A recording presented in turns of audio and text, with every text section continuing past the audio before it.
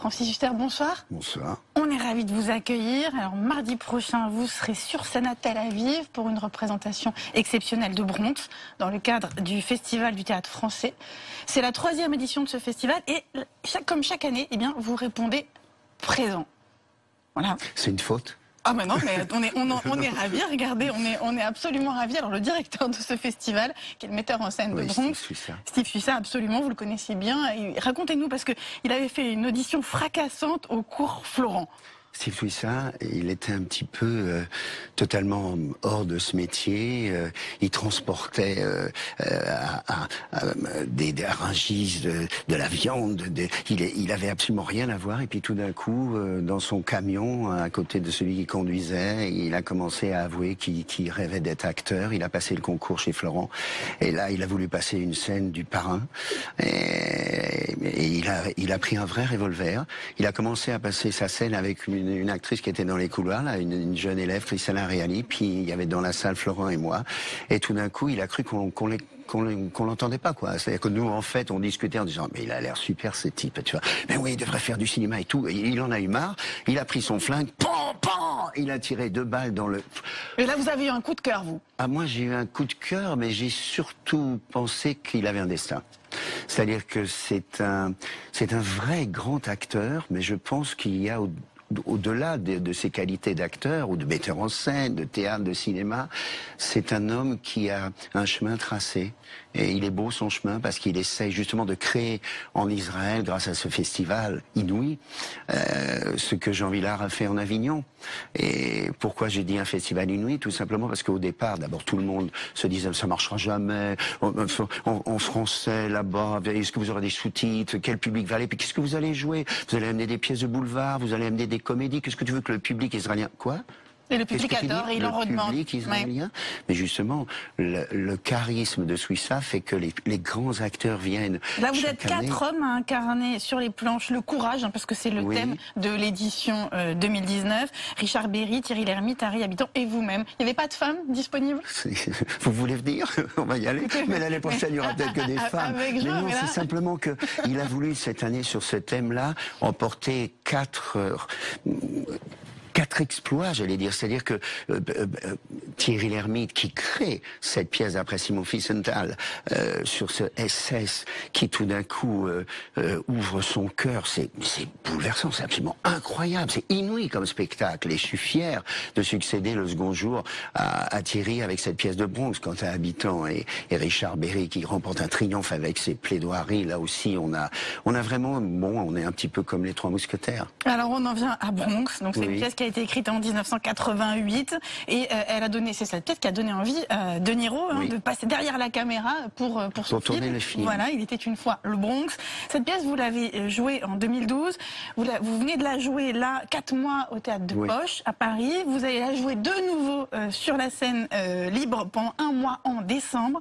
Racontez-nous, faites-nous le pitch. Oh, c'est très simple, on est dans les années 60, les années Kennedy, et là dans le quartier italien, le Bronx, il y a un petit gosse de 9 ans assis sur les marches comme ça toute la journée qui voit défiler la vie et il voit tout d'un coup un meurtre. Et le parrain de la mafia qui va devenir le numéro 1, le Godfather de toute la côte est des États-Unis, il voit ce gosse qui l'a vu tirer, qui l'a vu tuer et il va le prendre sous son aile. Il va devenir un peu comme Pacino avec Brando, presque son fils, et il va falloir qu'il choisisse, et c'est une histoire vraie qui est arrivée à l'auteur, Chas Palminteri, entre rester un parrain de la mafia, devenir comme Pacino dans Le Parrain, ou alors au contraire devenir l'acteur qu'il est devenu, parce que c'est un immense acteur. Il est venu d'ailleurs aux représentations en France et on est bouleversé parce que là aussi c'est le chemin de Steve Suissa, c'est-à-dire que la pièce c'est pas seulement se retrouver dans cet univers de noir et qui nous passionne tous, c'est une pièce de transmission. Et c'est une véritable performance théâtrale, parce que donc, je disais tout à l'heure, pas moins de 18 personnages incarnés par l'homme que vous êtes. Alors on va regarder un extrait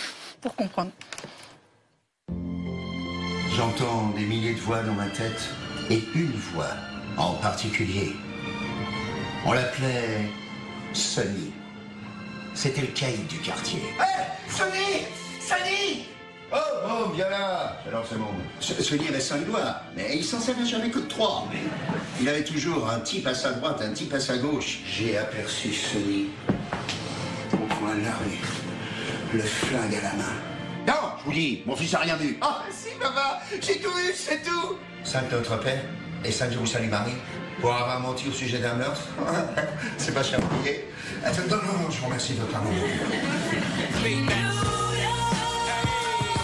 Le monde m'appartenait. C'était comme un gros pot de cookies. Celui avait dévissé le couvercle pour moi, et moi, j'avais plongé dedans, la tête la première. Alors, c'est un seul en scène, 1h15. Voilà. Mais c'est un peu... Prenez pas l'air de penser que ça n'est rien. Mais non, pas du tout. Puis je suis bon, je remercie toutes les critiques extraordinaires. Puis le public est totalement différent d'ailleurs, parce que c'est pas un seul public. C'est pour ça que je voudrais dire à ceux qui nous attendent en Israël que c'est vraiment une pièce pour tout le monde. Parce que chacun y trouve son compte. Il y a des moments drôles, il y a des moments pathétiques, il y a des moments terribles. Mais il y a surtout le langage d'un homme qui ressemble beaucoup d'ailleurs à Steve Suissat, Jasper Minteri. C'est-à-dire que c'est un séducteur et en même temps, il ouvre son cœur. Et pour un acteur, c'est merveilleux de jouer de tels textes. Alors vous, de toute façon, vous êtes un véritable bourreau de travail. Vous êtes sur scène près de 300 jours par an. Oui. C'est ça? Plus même. Plus que 300? Ouais, j'ai très peu de relâche dans les 365 jours. Mais c'est un peu comme un musicien. Vous savez, un musicien, il joue Schumann, Schubert, Beethoven, Mahler, Mozart. Et nous, c'est pareil. On peut jouer. Enfin, en tout cas, c'est l'éducation de la comédie française, de jouer tous les auteurs, tous les rôles. Et... Oui, mais tous les auteurs, tous les rôles. Oui. Non, mais pas forcément tous les soirs. Ah ben, quand j'étais à la Comédie Française pendant 10 ans, je crois que j'ai eu 4 ou 5 jours de relâche en 10 ans. Vous en avez besoin?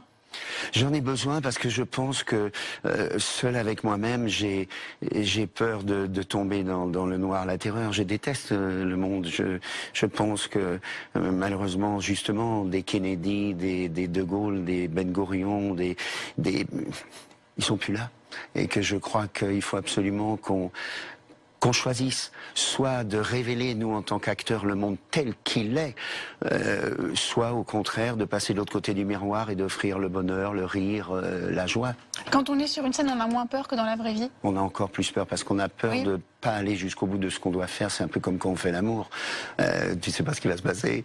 Toi, tu vas peut-être prendre ton pied, mais l'autre, elle va peut-être pas du tout prendre son pied. Et tu sais pas. Et quand tout d'un coup, et le public et l'acteur ensemble ont l'impression d'avoir fait quelque chose qui se renouvellera pas, d'unique, où il s'est passé un échange d'âme entre les deux, c'est un métier fantastique. Échange d'âme, carrément. En fait, vous êtes un peu mystique. Je suis totalement mystique.